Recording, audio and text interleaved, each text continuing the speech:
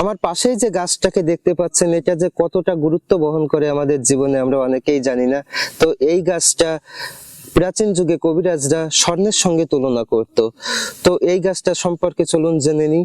এই গাছটার বাংলা নাম হচ্ছে উচন্টি গাছ এবং এর ইংরেজি নাম হচ্ছে গোয়াটয়েড বা উইটয়েড এবং এর বৈজ্ঞানিক নাম হচ্ছে অ্যাজারটাইম কানাইজয়েড। তাহলে চলুন জেনে নিই এর ঔষধি গুণাগুণ সম্পর্কে। যদি কারো প্রাথমিক পর্যায়ে ক্যান্সার থাকে, তাহলে এর যে শিকড়ের পাউডার বা গুঁড়া যদি মধুর সঙ্গে মিক্সড করে সেবন করা হয়, তাহলে আপনার এই ক্যান্সার থেকে মুক্তি পাওয়া যায়। কারণ আপনার শরীরের যে টক্সিন আছে, সেই টক্সিন আপনার শরীর থেকে আস্তে আস্তে বের হয়ে যাবে এই উচন্টি গাছের শিকড়ের মূলের গুঁড়া এবং মধুর প্রভাবে।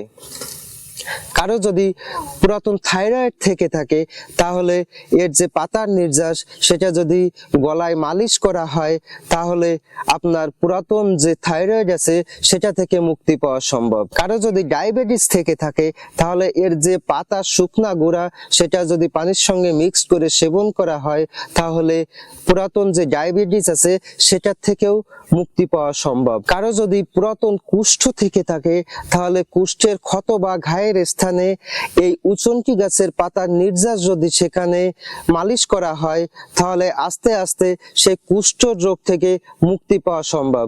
তাছাড়া কারো যদি পুরাতন গ্যাস্ট্রিক বা পেটের সমস্যা থেকে থাকে, তাহলে এর ফুল পাতা আপনার জন্য খুবই কার্যকরী। তো এই গাছটা আপনাদের অঞ্চলে কি নামে পরিচিত, তো সেটা কমেন্ট বক্সে জানাবেন। তো সকলে ভালো থাকবেন, সুস্থ থাকবেন। শুভ সকাল।